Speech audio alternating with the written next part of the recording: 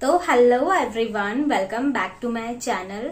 तो फ्रेंड्स, आज हमारा जो सब्जेक्ट है वो है जियोग्राफी। मैं आप लोगों को पॉलिटी और मॉडर्न हिस्ट्री के टॉपिक्स ऑलरेडी बता चुकी हूँ। आप वो जाकर मेरे चैनल पर देख सकते हैं। अब इसके बाद जियोग्राफी का टाइम है कि जियोग्राफी से रिलेटेड आपको इम्पोर्टेंट टॉपिक्स मुझे बताना है।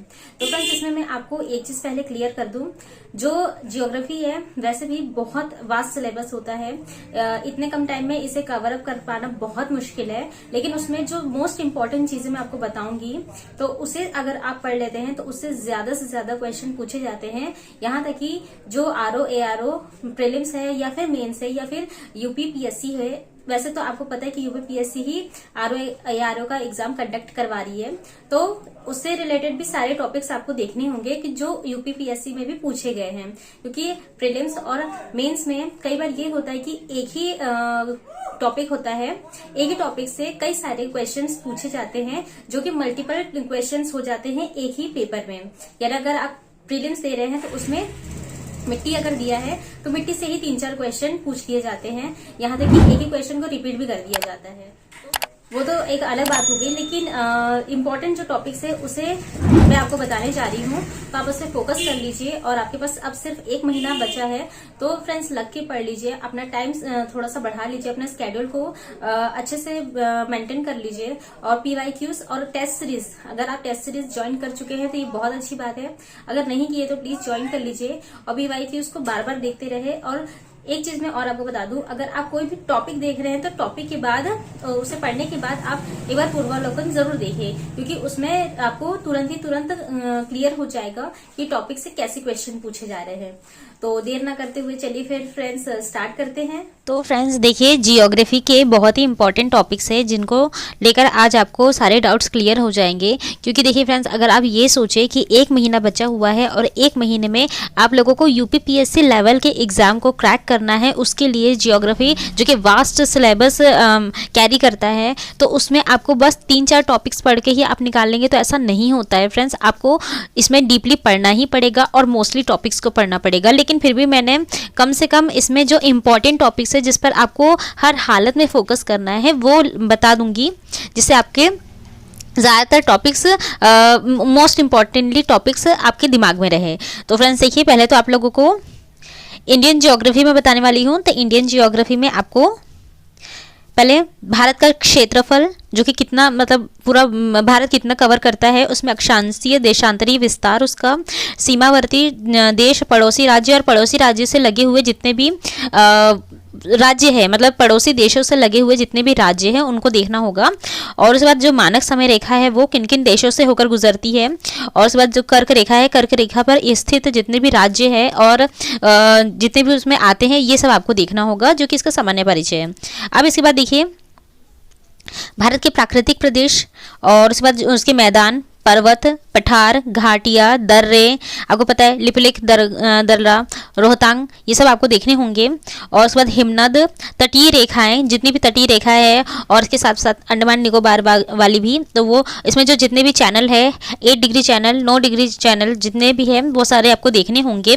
किन किन देशों के देश मतलब किन किन के बीच में है, मिनिकॉय और अंडमान निकोबार, इन सब के बीच में जितने भी चैनल्स है वो आपको देखना होगा। और द्वीप समूह। अब इसके बाद अपवाह तंत्र, तो अपवाह तंत्र में जितनी भी नदियां हैं तो उसमें उनका राज्य, किस राज्य से निकलती है, कितने राज्यों में फैली हुई है। उसके बाद उनका संगम स्थल, यानी कि जैसे यमुना और जो गंगा है वो प्रयागराज में मिल रही है, फिर उसके बाद गंगा सोन मिल रही है पटना में, तो इस तरह से आपको याद करना होगा। और उसके बाद नदियों के किनारे जो बसे शहर है, तो ये पूछा जाता है, तो ये आप देख लीजिएगा। अपवाह तंत्र मोस्ट इंपॉर्टेंट है, ये जरूर पढ़ लीजिएगा। उसमें जो है गंगा, ब्रह्मपुत्र, सिंधु और प्रायद्वीपीय की नदियां हैं, ये पूछता है, तो ये आप जरूर याद कर लीजिएगा। साथ में जो नर्मदा और ताप्ती है, जो कि ज्वार नदमुख बनाती है, तो ये आप याद कर लीजिएगा। अब इसके बाद देखिए, नेक्स्ट है जलप्रपात। जितने भी जलप्रपात है, हीराकुंड वगैरह वगैरह, सॉरी ये बांध है, जितने भी जलप्रपात है वो आपको देखने होंगे। उसके बाद जो उसके बाद झीलें हैं, जितनी भी झीलें हैं, लोकटक झील और चिल्का झील, ये सबसे क्वेश्चन बनता है, तो वो देख लीजिएगा। जलवायु, जो हमारे भारत की जलवायु है मानसूनी, आपको पता है मानसून की है, तो इसमें मानसून कब आता है और उसके बाद जो भी उससे प्रभावित होती है जितनी भी चीज़ें वो देखना होगा आपको। उसके बाद जनजातीय, जनजातीय इंपॉर्टेंट है। मैं इस पर जितनी भी चीज़ों पर स्टार लगा रही हूँ फ्रेंड्स, वो आपको हर हालत में देखना है। तो जनजातीय इंपॉर्टेंट है, ये आपसे पूछी ही जाएगी। उसके बाद इसका वन में है हिमालयी वन, पर्णपाती, सदाबहार, मैंग्रोव, ये सारे वन के प्रकार हैं। इसके बाद देखिए इसमें मोस्ट इंपॉर्टेंट है, ये वन भी बहुत इंपॉर्टेंट है। ये जनजातियों के बाद जो वन है वो इंपॉर्टेंट है। उसमें भारतीय वन सर्वेक्षण रिपोर्ट जो 2021 है, इसको पढ़ लीजिएगा, ये ज़रूर पूछेगा।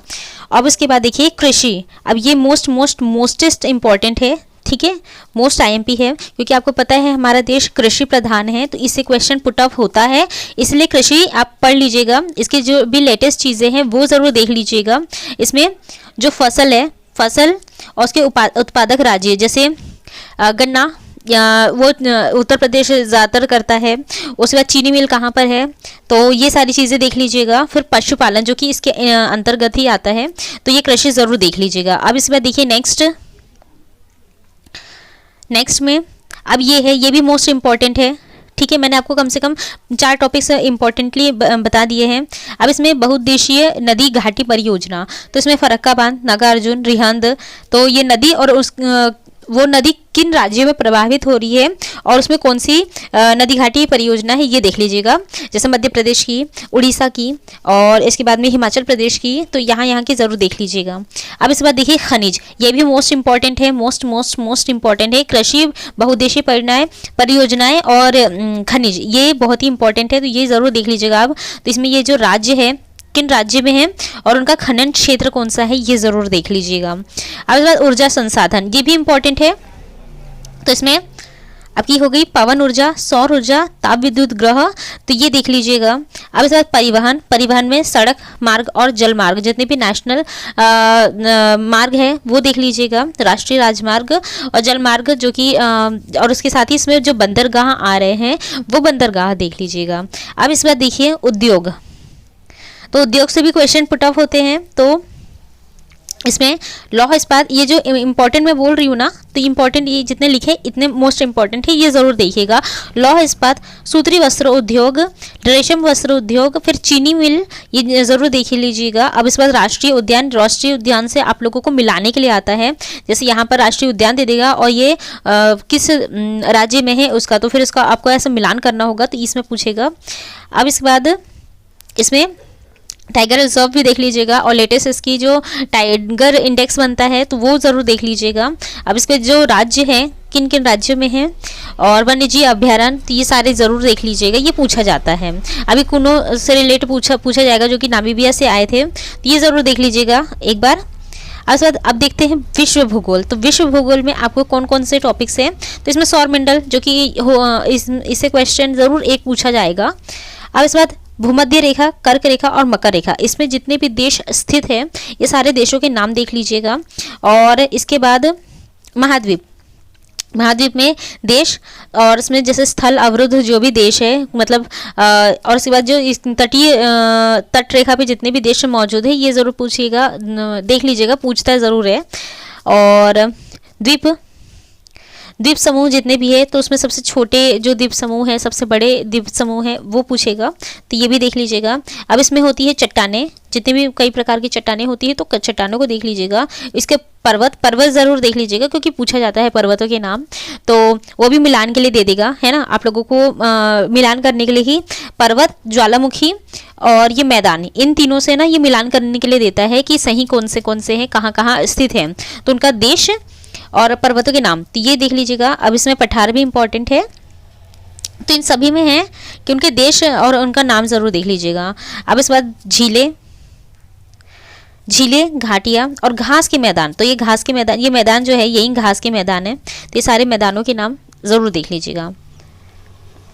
अब इसके बाद है नदियाँ, तो आपको पता है कि लंदन थेम्स नदी जो कि लंदन से निकलती है, फिर हडसन नदी, अमेजन, ये सारी नदियों के नाम देख लीजिएगा, उसके प्रवाहित देश और उनके किनारे बसे शहर।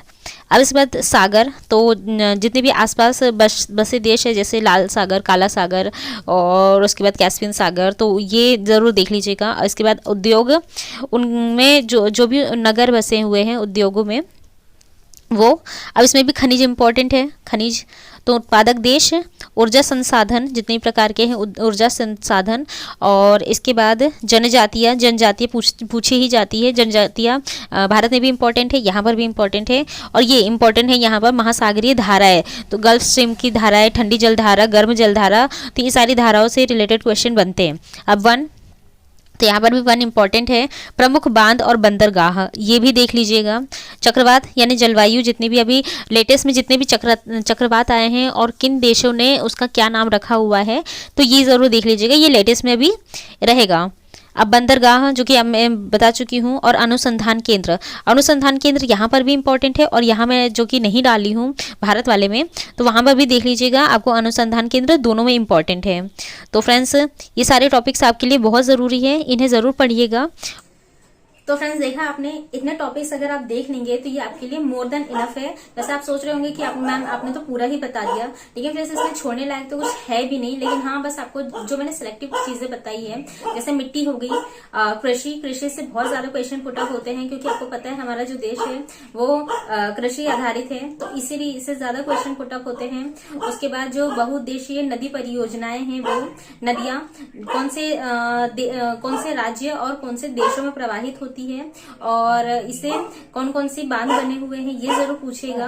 साथ में जो मैं आपको मिट्टी क्लियर कर चुकी हूँ, मिनरल्स से क्वेश्चन पूछे जाते हैं। और यही सब टॉपिक्स है जो बहुत इंपॉर्टेंट है। इसको अगर आपने कर लिया तो आप लोगों का प्रीलिम्स क्लियर हो जाएगा। बस आपको एक सही स्ट्रैटेजीज को फॉलो करना है। तो आज के लिए बस इतना ही फ्रेंड्स, मिलते हैं मेरे नेक्स्ट वीडियो में। Till then stay happy, stay healthy, bye.